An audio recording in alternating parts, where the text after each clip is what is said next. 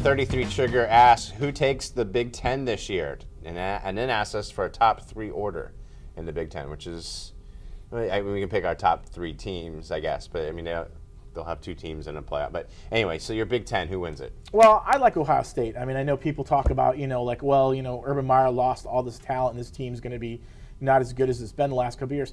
I don't see that happening. I think you and I you probably agree with me. I mean, he recruits so well. He's stocked that team up. He's like Alabama does in the SEC. You just keep loading up these players. And I think what's going to happen is you got a guy like JT Barrett who comes back and brings a lot of experience and that leadership, which is going to be crucial for that offense because they need someone to be able to corral the guys sometimes when they're in the huddle. And I think you look at defensively. They got key guys on defense back as well. And it's Urban Meyer. This team is going to face some challenges. This is why I didn't have the Big Ten necessarily a given in the college football playoff because you look at the schedule. They're going to have to face a Houston. They're going to have to face an Oklahoma team. I think Oklahoma on the road is going to be very tough for them.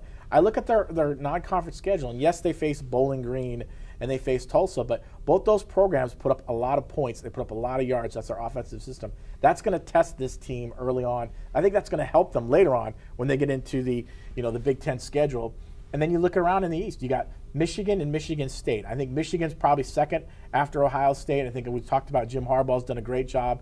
I think they got to decide who their quarterback is, but they've got so many options there as well. And then I look at Michigan State. Mark D'Antonio is one of the most underrated coaches in college football. He's done an amazing job. They've got a new quarterback as well. They've got some key pieces missing. I really think it's those 3 teams when I look at the Big Ten. I got to agree with you on those 3. And when we did the Big Ten podcast, I was really trying hard to not pick Ohio State to win it. But the questions that Michigan has at quarterback, and the benefit for Ohio State, they get Michigan at the end of the year. Mm-hmm.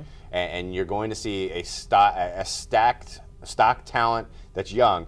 So I think Ohio State loses to Oklahoma. In fact, I think whoever wins the Big Ten has 2 losses. I think that's why I don't have them into the playoff. But I think Ohio State is going to be as good as they're going to be as the season goes on. They get Michigan at the end. And we're ignoring the West. We're going to talk about the West on the other Twitter question, but I have to agree with you. I think it's a toss-up between Michigan and Michigan State as the second best team in the conference. It's all right there in the East. Yeah. They're all going to play each other. That's why they're going to have losses, and that's why the Big Ten will be shut out of the playoffs this year. Well, and then we didn't even mention Penn State, which I think is going to be really vastly improved from last year as well. So there's so much talent in that East of the Big Ten. I just think that's why everyone's kind of going to, eventually going to kind of catch up with each other. So, but I do like Ohio State. I do like Urban Meyer. I mean, you look what he's been able to do. He's an excellent coach. He restocks the program. I think that's why they're there.